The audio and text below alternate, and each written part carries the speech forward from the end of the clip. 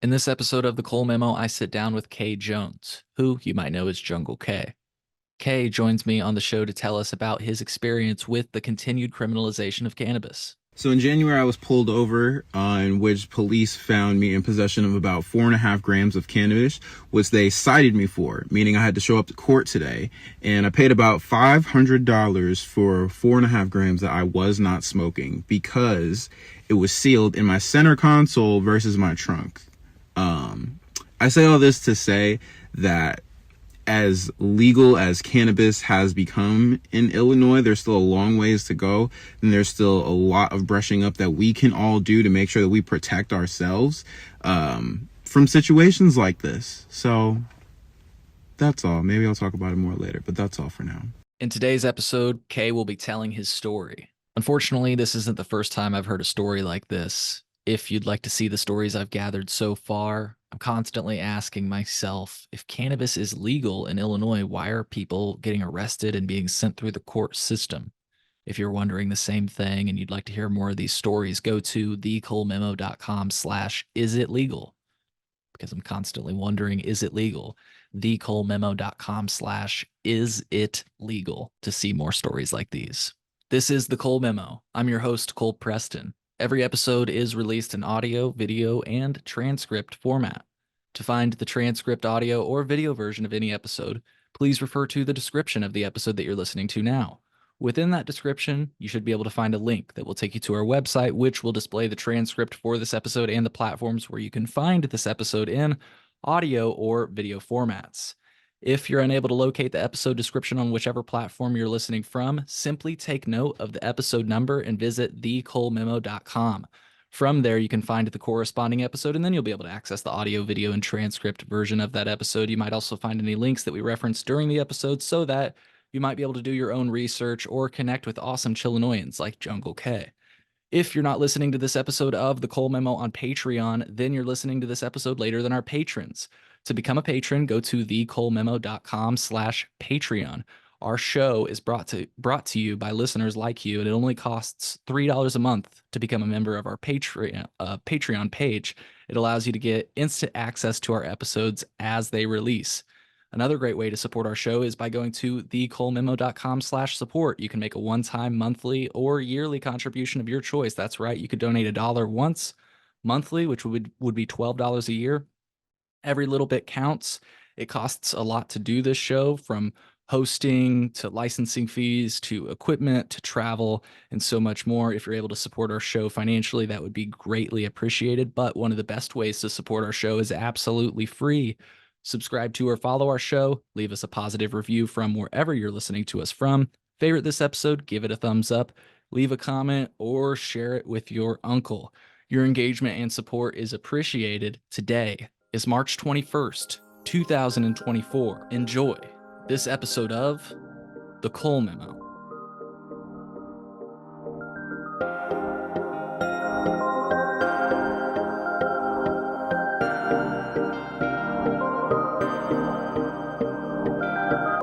Cae, I'm happy that I'm speaking with you from the comfort of your home, as opposed to you calling me from a jail cell right now. Before we get into that, I want you to finish up that dab and then tell us tell us where we can find you online and who you are, my friend. Absolutely. What's going on, world? I go by the name of Jungle K online. That's spelled Jungle CAE. I'm a cannabis educator, content creator. Just rocking out and vibing, man. Hell yeah. Hell yeah. One of the best in the space, I must say. So, folks, if you're looking to learn more about cannabis, Jungle K is the way to go. We'll have links to Jungle K's socials in the podcast description. As always, definitely give them a follow, support your local Chillinoisans, and I mean, just check out all the great content. There's so much to learn. And Kay, you're constantly doing that. That's why I don't know if you saw, but I recently tagged you. There was a really popular weed account and they were looking for weed educators. And I was like, Jungle K, baby. Jungle K all the way. Oh yeah, man. So Much love. I appreciate it. absolutely. Absolutely. Well, I had to give you that plug at the start, and I just teased our audience. I want to give you the space, dude. You made a story yesterday. We've been talking about this for a while now. I want to give you the space to tell your story. All right, man. Um, well, some of y'all might have seen from the story I posted recently. That was a small dive into the larger story at hand. So this happened yesterday. I'm just gonna try and recollect the memory as fully as I can. So if you're rolling some weed, if you're packing a dab, buckle up. This is a ride, all right?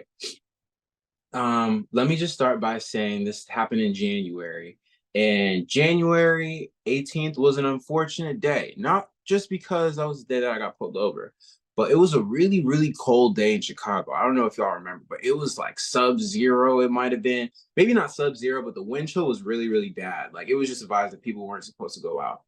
And I live over a storefront, and the storefront happened to experience a burst pipe, and that burst pipe caused the water in my building to be shut off for the entire day. Um, and we had no knowledge of this. You know what I'm saying? I work from home. I gotta use the bathroom. I gotta take a shower. I gotta cook. You know what I mean? I can't stay here.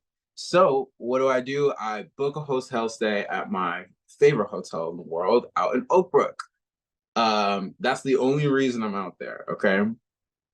Um, so we are coming from a restaurant. I say we, me and my partners, we are leaving from a restaurant in this snowstorm. It's about midnight, right? And it's really snowy. I had just bought a new car. I'm from upstate New York. I'm used to the snow. I'm used to snowy parking lots. So what am I thinking I would love to do in the mall? Maybe skirt around a little bit. I know it's not the responsible thing to do. You know what I'm saying? And as I look around and I see a few security cars and a one, two police cars, I'm like, okay, definitely not gonna do that. All right. So we leave. Only car in the parking lot, only car on the road. Not like maybe 2, 3 minutes after we leave from the mall parking lot and get on the highway, lights go off. And I'm thinking, okay, that's weird.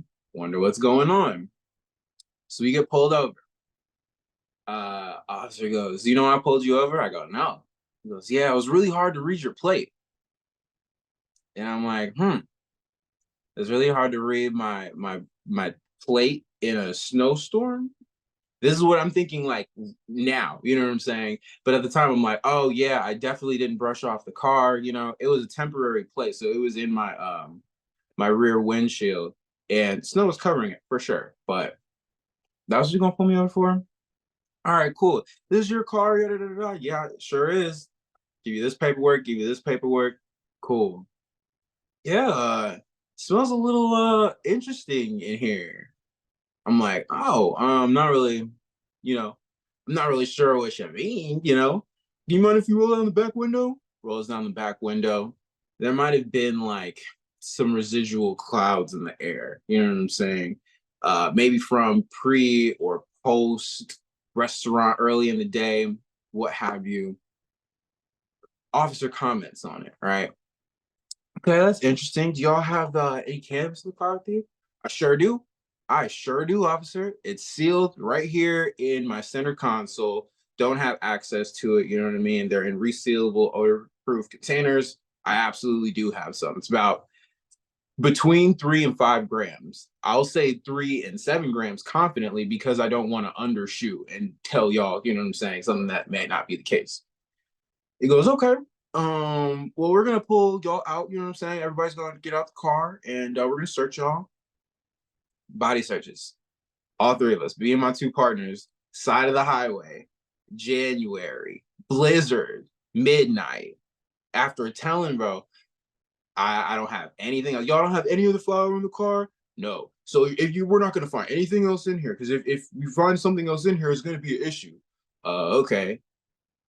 As they're searching the car, you know what I'm saying? Other officers asking me, yeah, so where'd you buy this car? Indiana. Yeah, where in Indiana? Indianapolis Motorsports on XLIZ Road, if it really matters to you. Okay, and you live there now? No, I live on the address that's on my license. Oh, okay, so you live in Chicago. Yeah. All right, so you don't have anything on you that's gonna, hurt me or anything like that. I know they're obligated to ask that, but I'm like, bro, we are literally just trying to go to the hotel. Like it is 2 minutes away from the restaurant that we just ate at. That's all. So searches all three of us, you know what I'm saying? Pulls the flower out.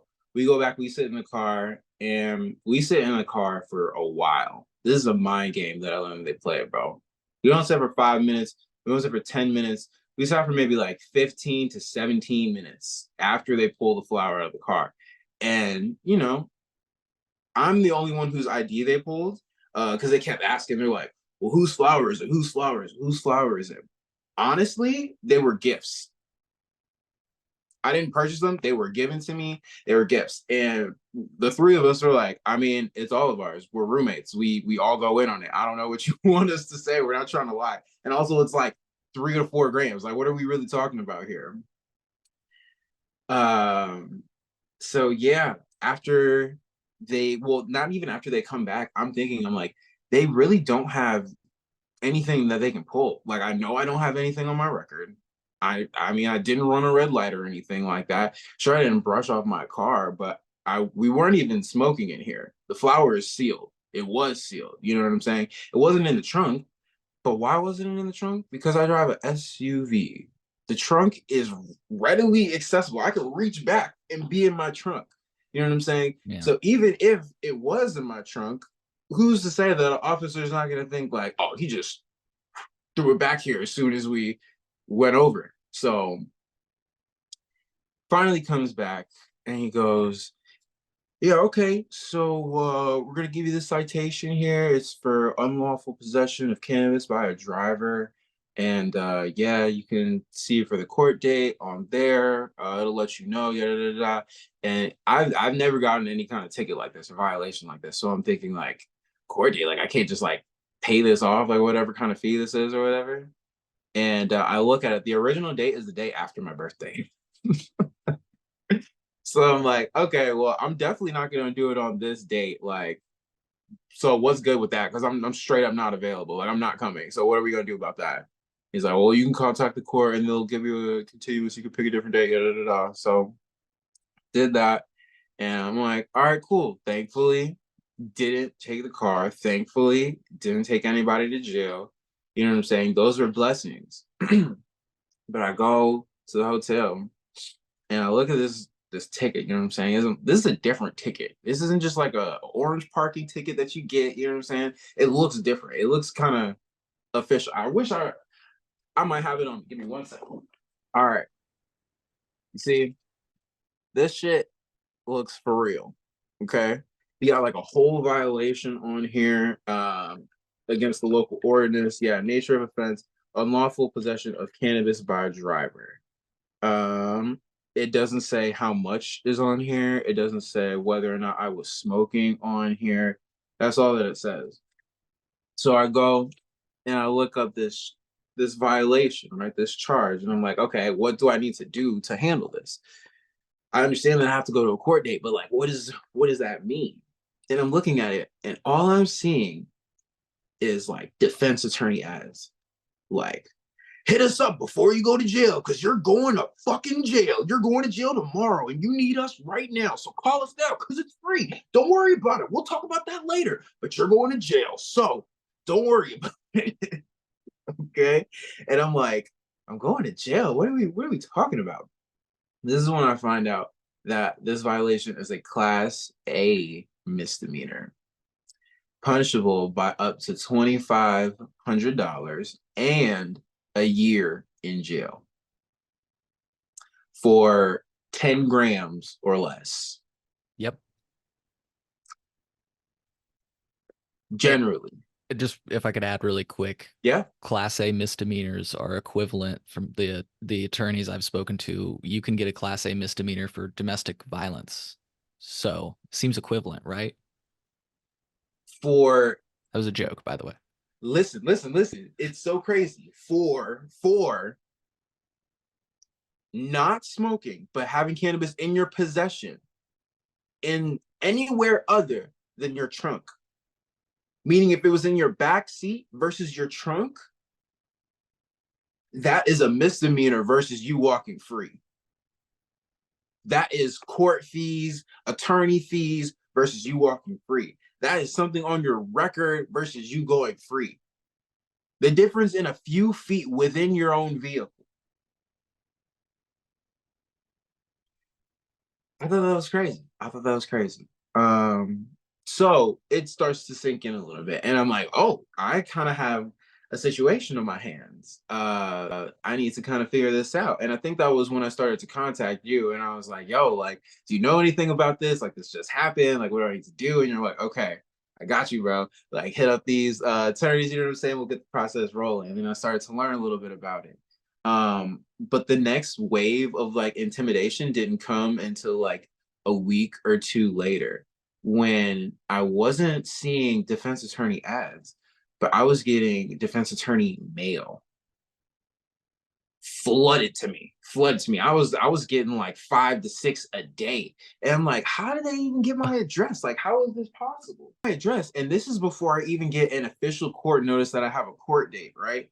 And so I look up how defense attorneys are able to get, addresses like that. And it turns out that they have made deals with police departments across the country, wherever you're at, to buy that information that goes into police databases as soon as it happens.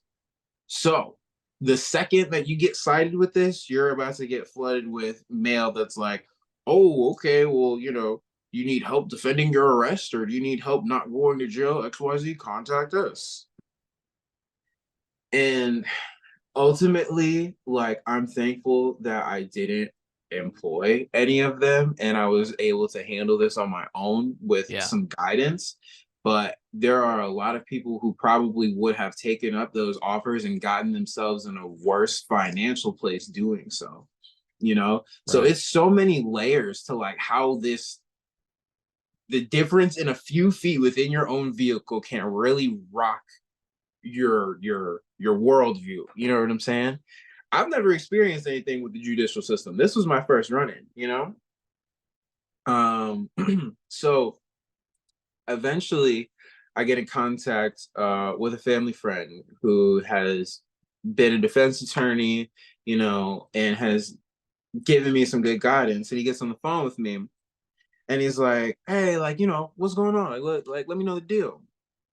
I'm like, yeah, so got possession of cannabis, this, and then he goes, possession of cannabis? It's not even a jailable offense. Where did you get pulled over? I was like, yeah, I got pulled over right out of Cook County. I'm like, okay, I hear you, but that's not a jailable offense.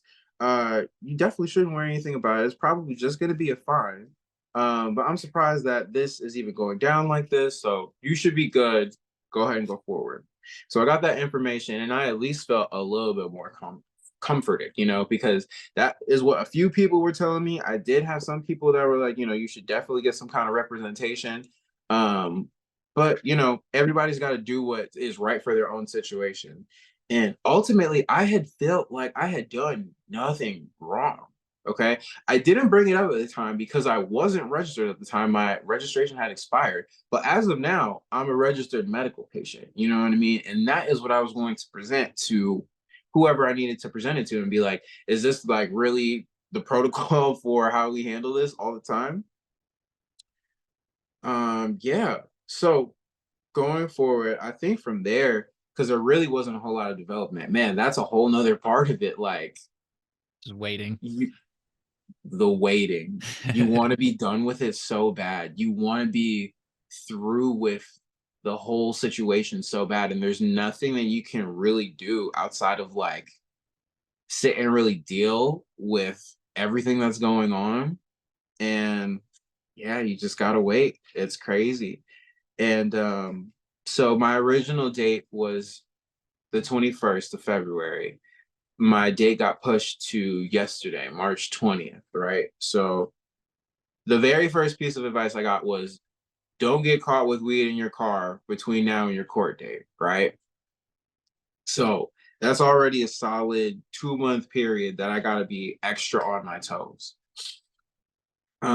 Yeah, there was just a lot of like waiting and dealing with this, like, yo, are they really gonna try and take me to jail over this shit? Like, is this just gonna be like an exorbitant fine? Like, I'd be grateful if it is, but even the possibility of going to jail for simple possession in a legal state as a medical patient was blowing my mind.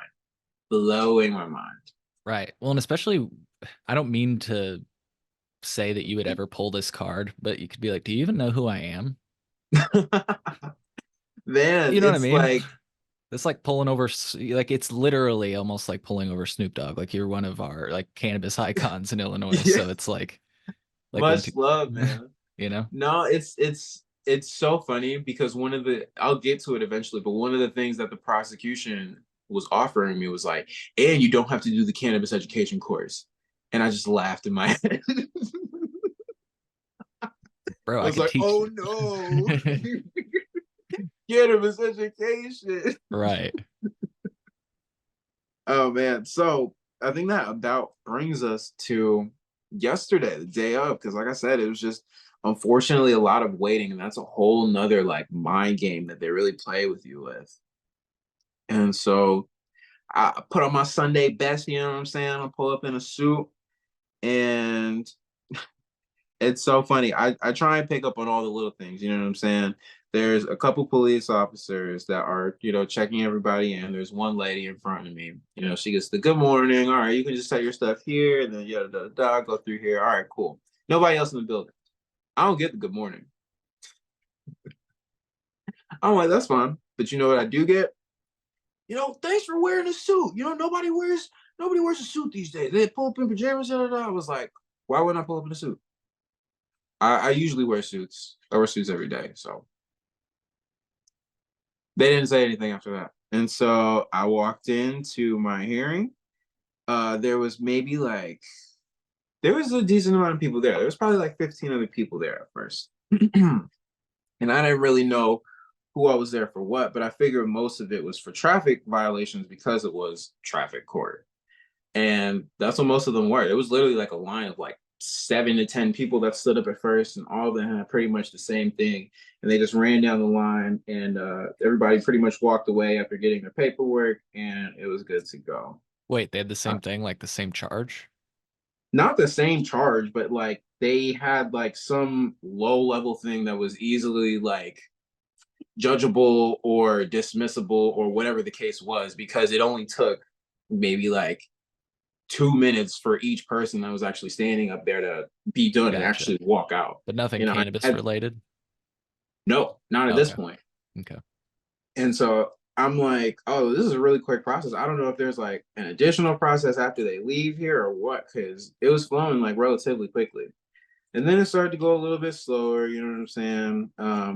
I don't know the flow of court or anything like that. Like I'm literally figuring this out for the first time. And so you look over in the corner, there's like a couple police officers sitting over there. I'm looking, the dude that pulled me over and the people from his team were not there. I knew that for a fact. Then there was the county clerk and the judge, and then there was two lawyers over here, and I learned that there was a prosecution, right? And so time goes by. I'm one of the last people in that motherfucker. And I'm like, okay, they probably saving it, obviously, because this is some different shit. And one of the officers from the check-in, he walks up to me, he goes, "Yeah, you're here for a traffic violation, right?" I'm like, "No." He's like, "Okay, well, yeah, you can probably just go up there and wait, And so I get up and then I go and wait, and I'm thinking, okay, is this it? Shit. Okay, we were started already. And eventually I get called up, judge goes, "Approach, please." And I'm like, "Hello." She goes, "Good morning. What's your last name?" "Jones." "Okay, this is a class A misdemeanor, punishable by up to 2,500 and a year in jail. Would you like to plead guilty, not guilty, or there's something else?" She literally just got into it that quick. I was like, Hmm. I didn't say but in my head I was like, "I plead not guilty." And keep in mind, she's looking at her computer, and she stopped and she looks up at me for a second, like kind of confused, kind of bewildered. And then she was like, um, "Okay, well then we'll start to look for a court date for your officer." And then she asked one of the prosecution attorneys, she's like, "When is officer blah da da da da?" I know his name, but I probably shouldn't say it. "When is officer blah da da da available?" And one of the attorneys, the male attorney, goes, "Yeah, he's available April 17th, April 7th." And he didn't get to finish the dates because the the woman prosecutor started to interrupt him and kind of shush him and talk to the judge directly, right? And I didn't really hear what she said, but the judge goes, okay, we're going to pass on this for a second. And I'm like, okay. She's like, yeah, you can go sit down. And as I'm walking away, she was like, yeah, are we going to pass this for the pile or for the debt or like what's going on? And then I didn't really hear it until I came and sat back down. So by the time that I sat back down, I turned around and prosecution was already walking over to the police, right? So she goes over and she's talking to the police officers for, I don't know, a couple minutes, maybe they're in a huddle. And I I make I don't try and pay attention intentionally. You know what I mean? Because I'm just trying to like look as chill as possible. Like I'm just here doing my thing. You know what I mean? Whatever y'all need me to do, like fine. And so she walks up and she goes, "Hi, okay. I'm the prosecution. You don't have to talk to me if you don't want to, but if you were to plead guilty today, we could get your fee down to $200, and then there would be the additional court fees of the $300, and we can't really waive that. And there will also be 3 months court supervision, but you would be waiving the cannabis education course and stuff like that, and we wouldn't have to go to trial." You know, and I'm thinking like, okay, well, when is the trial date? And she goes, oh, we can do it right now. And I'm like, it didn't go off in my head right then, but I knew that it was kind of weird that she was like, do it right now. And I was like, can I take a second? Like, I think I'm gonna go like get on the phone real quick. And she was like, oh yeah, take your time. But now that I'm thinking back on it, I'm like, do it right now. Wouldn't there need to be a jury present? There was no Right. jury present. There was nobody else in the courtroom. It was the prosecution, it was the police, it was the court, the judge, and nobody else in the room. And from what I remember, she was like, and you could take it to trial if you want to. You have to convince a jury beyond reasonable doubt that you didn't do this. And so, how would it make sense that they would take it to court right then and there without a jury, right? So this is something that again I didn't think about it until now. I'm thinking about it. I go and get on the phone with dude who told me not to worry about it, right? Gotta seal the joint. And You know the words, people. Spark up if you got them. hell yeah, no, it's about that time. Yeah, I'm gonna get right into this shit. Hell yeah. I appreciate you coming on, man, and talking about this. I Bro, of think it's course. important No, for thank other you for people to hear having about me. this. So, I've realized that like this is such an a easy situation to get caught in, and people yes. need to know about this to be able to avoid it, you know? Hmm. So I get on the phone with the person who recommended that I just kind of chill and I let them know the situation, right? So I'm like, hey, uh, they said that they're ready to go to trial right now, if I want to, or I can take this guilty plea of this, and that, you know what I'm saying? XYZ. But I really didn't feel like I did anything wrong. Oh, gotta backtrack real quick. Before I get on the phone, as I'm listening to the officer give me this guilty plea deal, because keep in mind, she's giving me this guilty plea deal before the judge or anybody has talked about whether or not I was smoking, whether or not the flower was open, how much I was actually traveling with, whether or not this was my first offense, whether or not I was a medical cannabis patient. None of those things were discussed before she came over with the plea deal and tried to get me to, go from there. So after she offers me that, I go, okay, well, do we really need to like do all this? Because, I'm a medical cannabis patient and, in my county. And she was like, yeah, no, it doesn't matter. If you are this, and that, like if you have cannabis in your car and it's not in your trunk, then that's that. So going off of her tone, it seems like they were ready to prosecute me based off of that statute alone. Point blank, period. Yeah. So in my head, like I was like, man, maybe I think I should take it. I get on the phone with dude. He's like, yeah, you know what, just take it. It's not gonna go on your record, you know what I'm saying? As long as you just keep your head down for the next 3 months, it'll be all good. And then we can get it expunged later. And then I had an exclamation point over my head. I was like, expunged? Wait a second, what do you mean expunged? You said it's not going on my record. So this was a whole new layer that I learned about, dog. Oh, also, I didn't understand what court supervision was until after I got out of court, but I'll get into that in a second. Yeah. Ooh, Fucking roller coaster, dude. yeah. So I'm thinking expunged, like, Hmm. okay, I guess, sure. So I go back in there and prosecution walks right up. She's bright-eyed, bushy-tailed. She's, all right, so you know what you like to do? And I just paused for a second because I didn't want to give it to her right away. I'm like,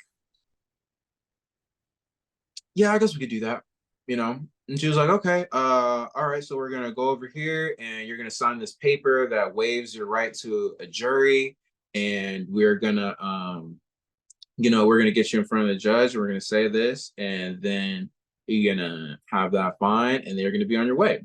Literally didn't explain what court supervision was or anything like that. So I go up to the judge. She goes, Judge, we talked about it. He's a medical cannabis patient. He understands, that it needs to be in his trunk, XYZ. So we offer him this. He likes to do that. That's fine with you. Judge is like, all right, cool, boom. And I was like, I'd like to state, he, attorney goes, he understands that he can't be smoking and his cannabis flower shouldn't be open, yada, da, da, da. And I was like, I'd like to state for the record that I was not smoking and my flower was not open. Yeah, I didn't say anything else. I just stared at the judge. And she was like, all right, cool, boom.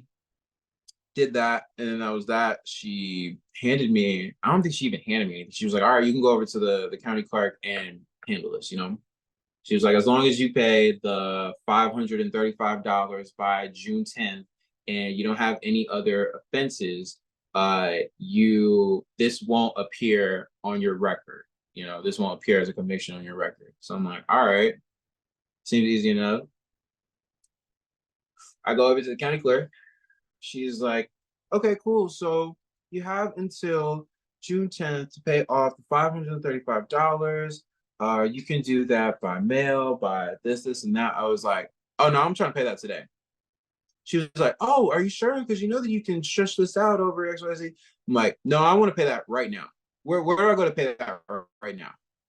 She was like, oh, okay, well, yeah, you can do it right here. She had the little keypad right there, and she's typing in the keypad, and she was like, I don't know if it was like a processing thing or something that she just like said off rip without even thinking about it. She was like, yeah, that's a lot of money. And I was like, loud enough for the judge to hear. I was like, yeah, I agree.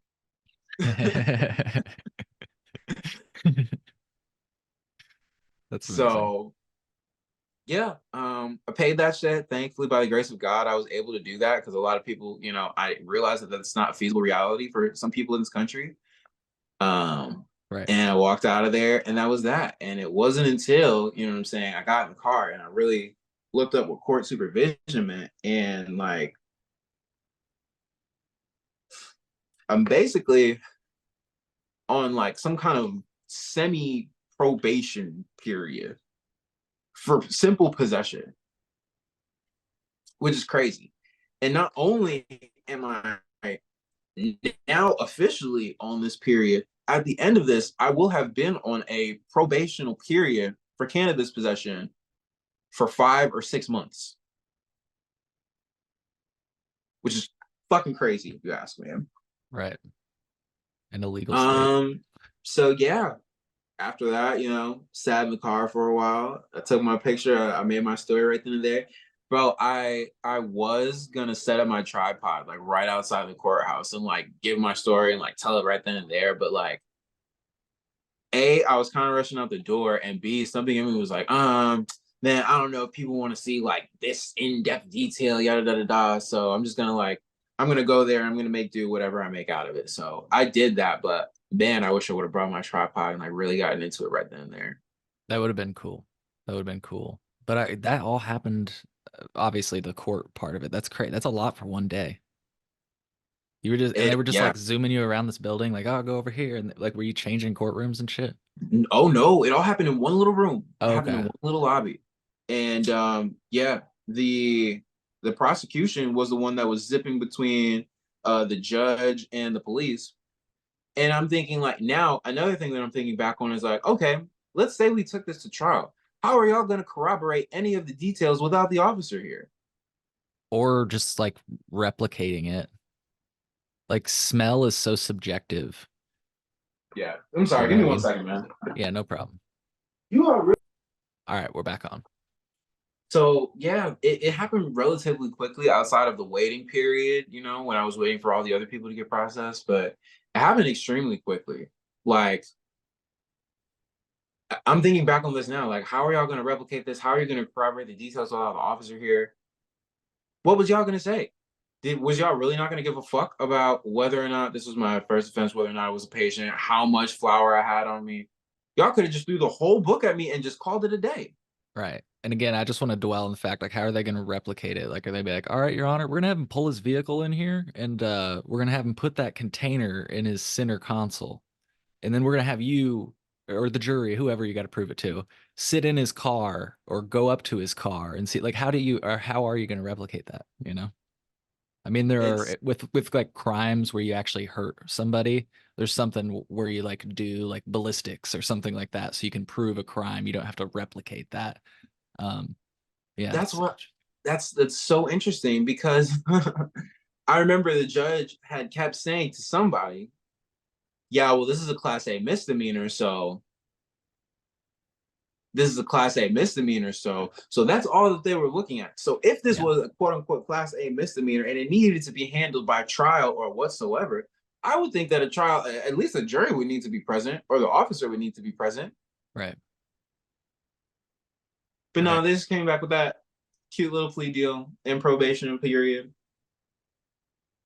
So yeah, let's talk about that. I mean, unless you have a different idea of where you'd like to go next, I'm curious. Like you said, you basically have the charge, but now you're going to have to go through an expungement process after while being under court supervision. Is that kind of a natural next step in this story?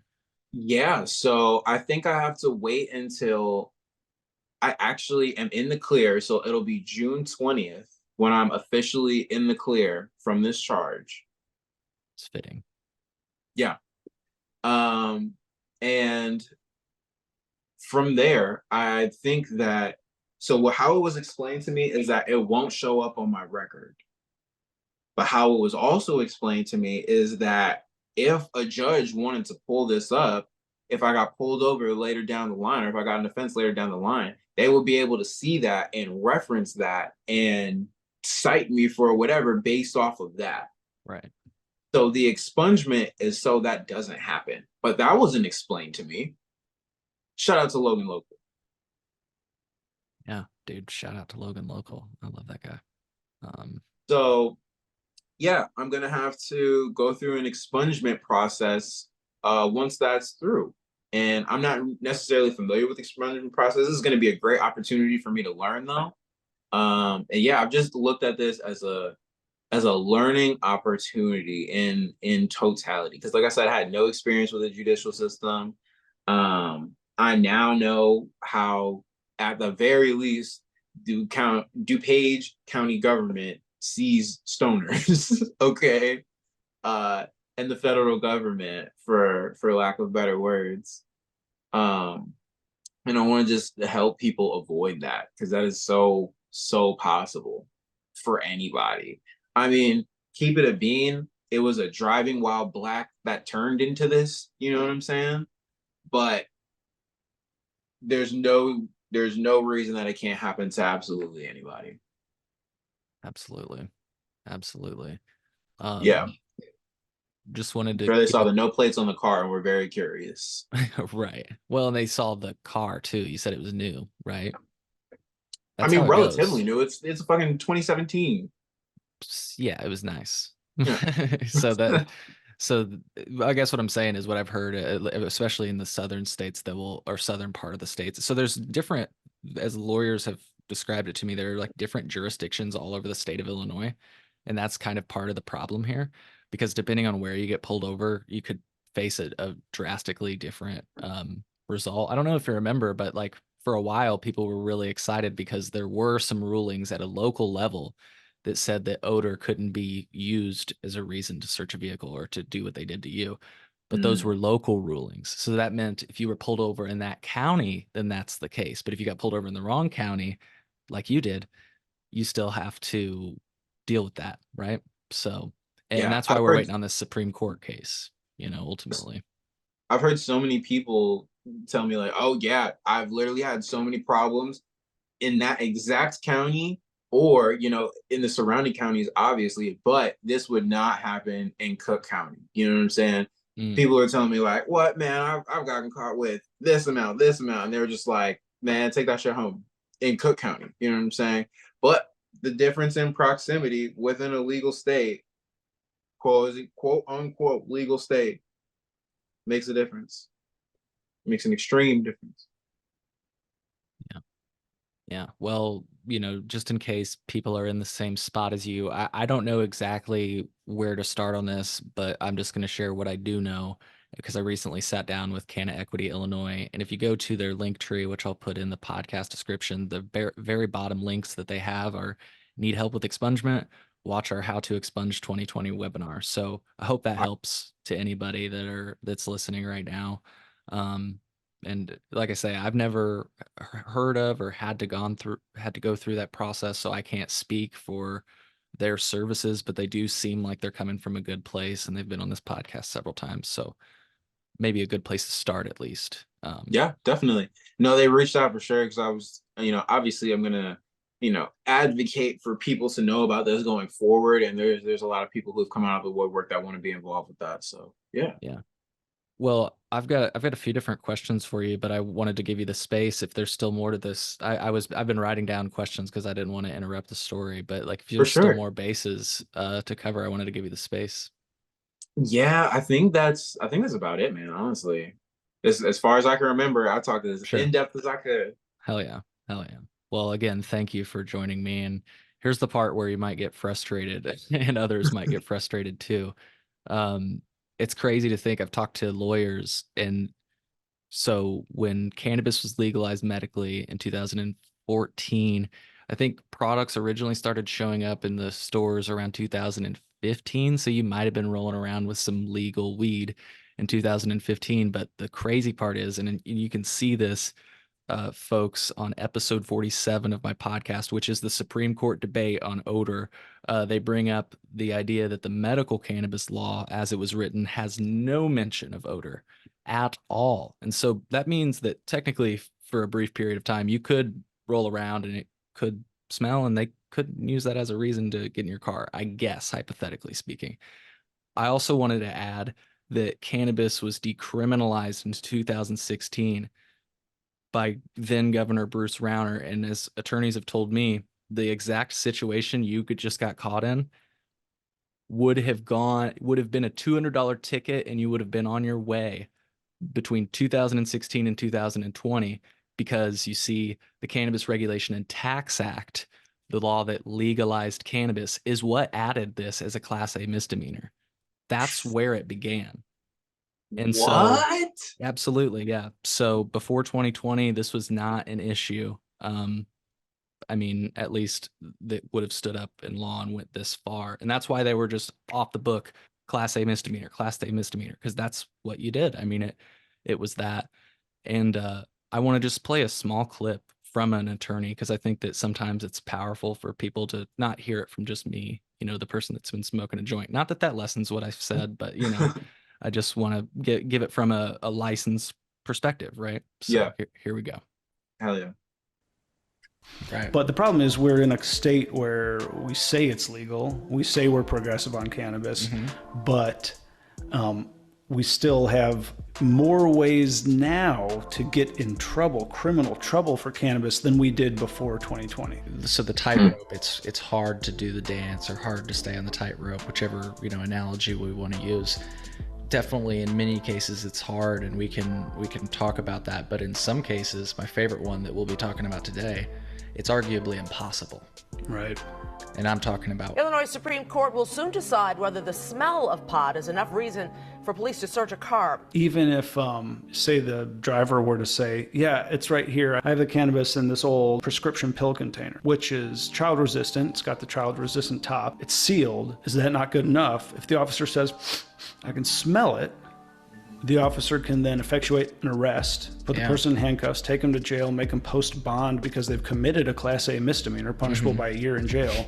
So the point of this whole rant that I'm going on is that we have a law in Illinois that says that you can possess and transport cannabis in a vehicle, but only if it can't be smelled. I think it's just a skeleton key for probable cause. It's just a probable cause generator for police. And before you accuse me of being conspiratorial or being a whack job who thinks that this is all some dark magic to give police probable cause, I've seen it. I've represented people and taken their cases through the court system who got charged with more serious crimes only because the police said that they smelled cannabis. And not because the police said you have illegal cannabis. Right. Or not because you have too much cannabis. Or not because you're high on cannabis. Holy shit. Smell it, and that's it. So that's where we're at right now in Illinois. Yeah. And I hope it changes. And that's actually a sneak peek at my new mini doc that's going to come out on the failures of cannabis legalization. So, oh man, let me just very quickly laud the work that you've been doing, bro. You have been one of my favorite investigative journalists in this shit, in the region and in the industry, period. Thank you for doing what the fuck you do. Thank you. I want to go on to say that I said that this was like a wake-up call to how the federal government sees stoners, you know what I'm saying, generally, medical cannabis or not. It was also a wake-up call to how the judicial system was designed and how the police system is designed. And it's like, you hear these like insane things all the time, like, the government is going to make more money off of you in prison than you are free. And the proof is kind of in the pudding. Like, that courtroom was designed for me to go to jail that day. Those ads you fucking got, bro. Think about the whole thing. It's like there's a business.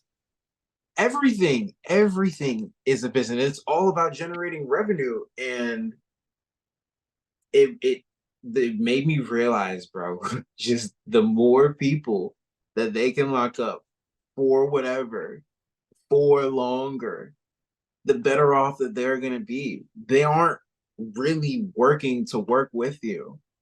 I didn't feel that I was innocent until proven guilty in that courtroom.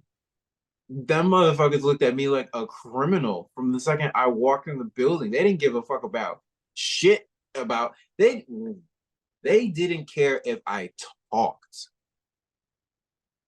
They would not have cared if I spoke when I went in. If I would have pled guilty, maybe they would have went, right out the gate. Maybe they would have gave me some leniency or whatever. But because I went in and I said the very little bit that I did, they tried to shut me the fuck up. It was crazy. And like I said, I tried to have the legal barriers or whatever you want to call it to help set me up for success. I tried to be a law-abiding citizen as a medical cannabis patient. That shit do not matter. That shit does not matter. Yeah. And I mean, I agree with you that being a medical patient adds strength to your argument. But as we were starting off with, if it's legal in this state, you shouldn't need a card to strengthen your argument. You know what I mean? Why is it an argument? Exactly. Why is it an argument? We're in a legal state. Oh, how is this an argument? How is possessing something that I can go and buy from a store and pay taxes on and drive home with a receipt from a jailable offense? Yeah. Because it's in my seat versus my trunk. That's seriously what we're talking about.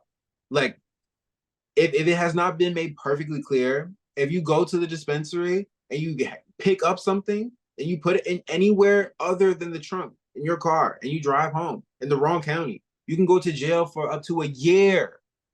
A Yeah. year. And realize that the containers are supposed to be odor proof, but if you've ever been into a dispensary, it smells. And okay, are the products packaged at dispensaries or do they come prepackaged?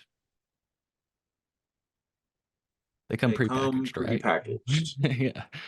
Which means, folks, that they are not in odor proof containers. How can we really like seal, like, no pun intended, but seal up this odor proof plausibility? You know what I mean? Because if we're going to say that cannabis can be in a space, we have to acknowledge that cannabis is an odorous plant. Right. It's insane. It's pretty nuts. And it's important to make the point that while you can search up the term odor-proof container online and it will yield plenty of results that might do a great job, there's no such thing, as I've talked to several canine officers and lawyers about on the show, there's no such thing as a odor-proof container. And I've talked to people that do border work. If there were Mhm. such a thing as an odor-proof container, they would not be using canines anymore because they would be ineffective. There is no such thing. They Oh my trust. gosh. I I mean, can't believe it's that yeah, simple. it is that simple, right? I mean, the officers will tell you themselves, you know, like, I'm not discounting the fact that there may be some honest officers out there, but the canine is used as a tool. And as the attorney said, especially odor, it's used as a tool. And this is the final thing, and I'm glad this didn't happen to you. It's used as a skeleton key to toss your vehicle, to get into your vehicle. And if they find anything else that might have been a problem because they've got a skeleton key to get in there, they then have the right to take your whole vehicle. So when I said you had a nice car and stuff, they will pull over people with nice cars, or who they think meet the fit that they're looking for, in order to seize their property. It's a legal way to steal your property, and they have a financial incentive to do so. They literally auction off. You can see police auctions with nice vehicles all the time. And guess where they come from? Just people that were unfortunately caught at the wrong place at the wrong time. It's crazy, man. It's really crazy. Yeah. So folks, be careful out there, and just it's unfortunate that we can't really give anybody solid advice today, because even with you, when you asked me, like, I gave you some advice, but I was like, this is really kind of fluid and there's not a solid answer to this. And I feel it's unfortunate that we can't really put a bow on this episode and be like, all right, folks, if you find yourself in this position, I mean, but can you share anything else before we go? Just any tips or pointers? Did I lose you? Yeah, sorry, you're kind of breaking up. Yeah, let me turn off my Wi-Fi real quick. Okay, could you repeat that, my friend? Yeah. So I know that we don't have many answers today, but I just wanted to give you some more space before we close. Is there any like advice you could impart for people that are going through the situation or might be about to go through the situation, because it still could happen any day now? Even if it's just like peace of mind, I don't know, any advice you can impart before we go, because this is crazy. Yeah, no, now that I'm thinking about it, really, the only advice that I can feasibly think of is if you're traveling with cannabis, it should probably go in your trunk. But as we've talked about, and as is the case for many vehicles, your trunk could be in the same cabin as you, meaning that even in your trunk, your car is probably going to smell like cannabis. Um, so that being said, maybe we all just need to invest in more fragrances. You know what I mean? More fragrance covers. It's unfortunate that that's what it's come to at this point, but I can't really think of another feasible way out of this. Like, Yeah. that's it. Like, at least in my situation, like I said, my trunk is in the same cabin as my driving space. So if I have, something that smells relatively, oh, there's another thing. The lock boxes. I've heard that, they need a warrant to open any kind of lock container. And I do have some lock containers. And that's a good workaround for sure. That's a recommended thing. I wish I had my shit on me, but anything that has like a little combination lock on the box, or there's even bags with combination locks. That is, I've heard, a good way out of it.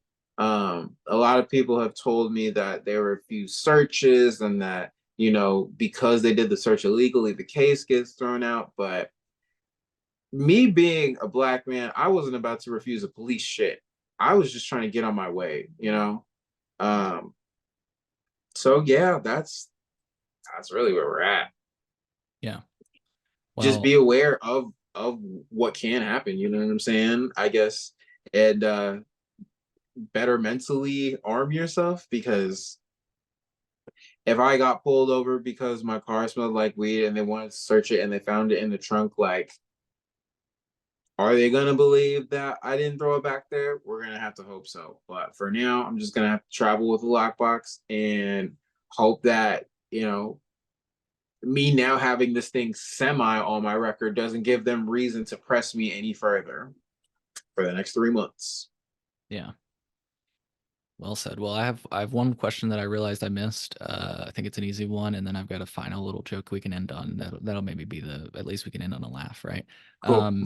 So what kind of things you mentioned, like the ads would say like you're going to jail and stuff like that, but did they like know it was a cannabis offense, or was it Hell seemingly no. targeted? Oh, okay. Okay. Yeah, hell no. They just class A misdemeanor. That's That's all it. anybody knew. That's all I didn't know if it anybody was like a saw. picture of like a guy with like a cigarette and a wife beater on, because like, like a dude in a trailer Hell park or yeah. something. I don't know, but something stupid. Okay, so I my joke, and this is not actual advice to end on. My joke, and this is inspired by protesters from the University of Illinois that did Hash Wednesday back in the day. If people want to learn about that, go to colememo.com/history.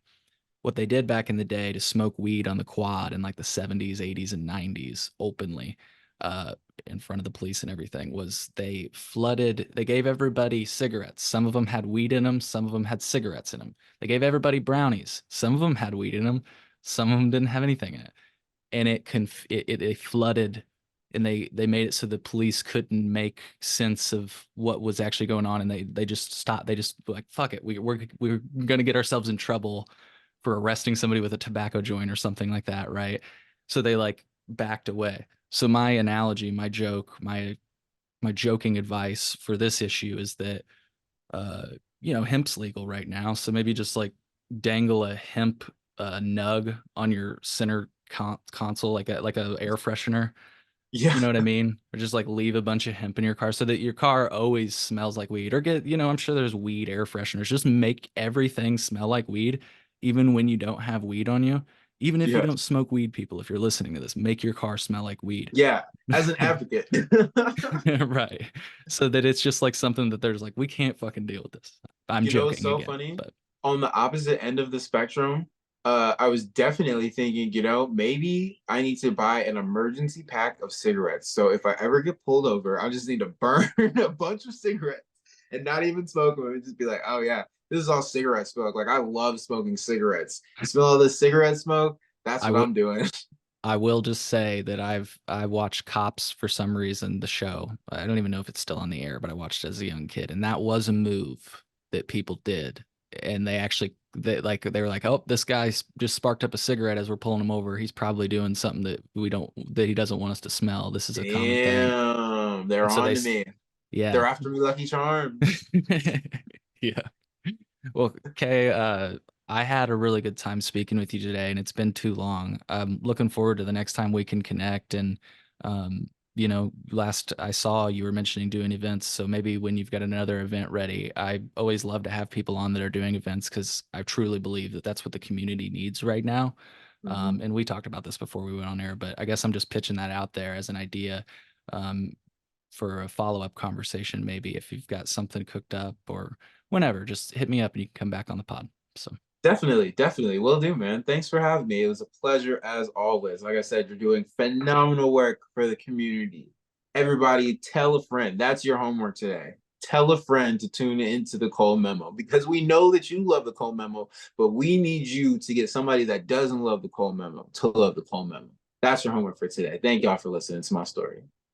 okay, thank you so much. And folks, I hope you found as much value in this conversation as I did.